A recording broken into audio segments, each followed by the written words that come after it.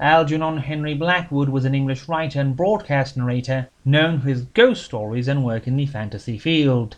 Born in 1869 in Shooters Hill, Kent, the son of Post Office Administrator Arthur Blackwood and Harriet Sidney Dobbs, he was educated at Wellington College. He had many different occupations. He worked as a dairy farmer in Canada, a violin teacher, operated a hotel, and was a newspaper reporter in New York, among others. He had an interest in Eastern religions and philosophy, as well as the supernatural, joining the Ghost Club and the Hermetic Order of the Golden Dawn. He was unmarried and never had any children himself, but he wrote popular children's novels, having a special connection to children, seeing them as unspoiled by civilization, being known as Uncle Paul to the children of British French Catholic writer Hilaire Belloc. One of his most popular novels, A Prisoner in Fairyland, is subtitled The Book That Uncle Paul Wrote, in reference to this. He died in Beckenham in 1951 of cerebral thrombosis. The Lost Valley and Other Stories is one of his first collections, published in 1910, and we shall be reviewing it today.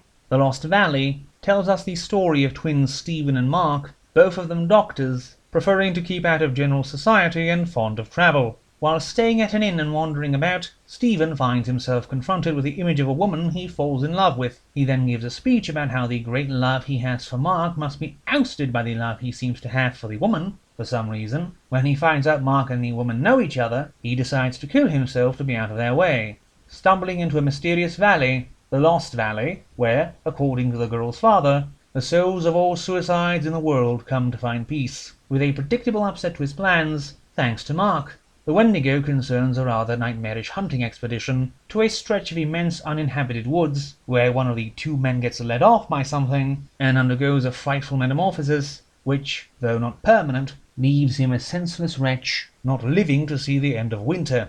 Old Clothes has a little girl who seems to have some residual memory of her past life, and finds in their family friend George the soul of her former lover, resonating Nabokov levels of awkwardness. This grown man is quite disturbed by these discoveries, to say nothing of when the girl mentions how his hands were cut off before. In a stunningly melodramatic fit of irony, the girl was brought to the seaside for rest, into the house where, in her previous life, she was found cheating on her husband, and then walled up and starved to death after she saw her lover's hands being cut off. Perspective relates how Reverend Philip Ambleside, priest on Sundays, alpinist by night, has a mountain he's climbing frown on him and push on him a lock of woman's hair he has to return to its owner, otherwise his fiancée will abandon him because he had lost it. The Terror of the Twins is another story dealing with twins. It concerns brothers Edward and Ernst and how, in response to their late father's curse pronounced on his deathbed in an insane asylum, the two men become one again as they were before they were born.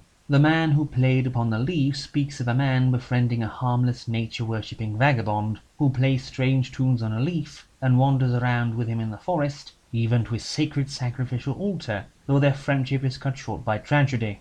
The price of Wiggins' orgy has Wiggins, formerly an assistant to a wealthy benefactor in the field of charity, now one of his heirs, going out to try and hit the town, and by accident walking in on a club meeting of cannibals. Carlton's Drive concerns the story of the sudden spiritual reformation of a depraved individual who, when taking a cab and telling the cabby to go to the devil, is taken quite literally, giving him some fine sights to see and truths to hear before the cab stops. The eccentricity of Simon Parnacute has Simon Parnacute, professor of political economy, pity a bird in a cage, buying it to set it free. Then, after being taken ill, he is visited by a bobby who claims to be a world policeman, who wishes to reward Simon for the good he had done by giving him a taste of the freedom he shall have when he will be let out of his own cage, and promising him a painless passage when that will occur. A varied collection of sometimes bizarre, sometimes benevolent fantasies, it is a good introduction to Blackwood.